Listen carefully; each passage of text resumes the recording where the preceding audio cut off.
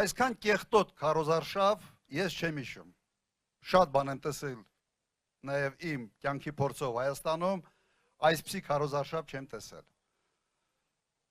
Եվ չեմ տեսել, եւ այսպես է մեկ պատճառով։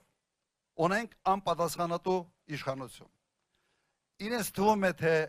քարոզարշավի ժամանակ իրենք իշխանություն չեն, ես այսպես եմ ենթադրում։ Բայց կապ չունի, դու արձակուրդում ես, արձակուրդում չես, քարոզարշավ է, քարոզարշավ չէ, իշխանությունը որոշակի ստանդարտներ պետք է պահի։ Իսկ իշխանությունը ինքը այս քարոզարշավին հաղորդում է ամենից կեղտոտ բնույթը։ Եթե վարչապետը գորգորում է, որ սրա պիտի նստի, մյուսը պիտի նստի, սրանից ես պիտի զրկենք, ունե զրկենք,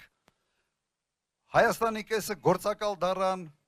մեկը Ռուսաստանի, մեկը չգիտեն որտեղի, բայց իսկական Թուրքիայի գործակալը բոլորս գիտենք ով է, բոլորս գիտենք ով է։ Եվ սա ստեղծում է մի իրավիճակ, երբ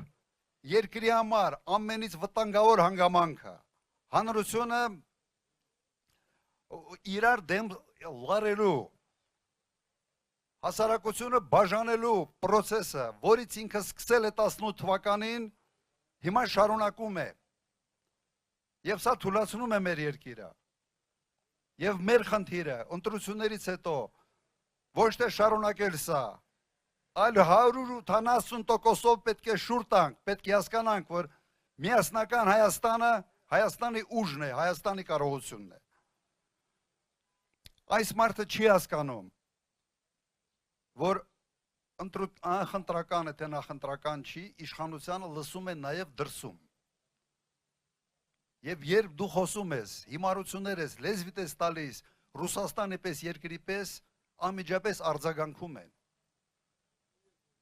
Երեկվա արձագանքը ուղղակի շատ վատ նշան է, ես այդ երկիրը շատ լավ գիտեմ։ Ես տողերի արանքով կարդում եմ, թե պաշտոնյաները ինչ են ասում։ Ասում են, որ դուք ժողովուրդ ջան պրոբլեմ ունեք այս իշխանության հետ։ Եվ այն սահմանափակումները, որ արդեն մտցրել են այդ ծաղիկների արտահանման հետ կապված, հազարավոր մարդկանց ուղղակի վնաս է հասցնելու։ Եվ ես անկեղծ ասեմ, չեմ հասկանում։ Լավ, մտել ես քարոզարշավ, չես կարող լեզու տեղը պահես, գոնե մեծ պետություններին չկպնես։ Հանգիստ մնա։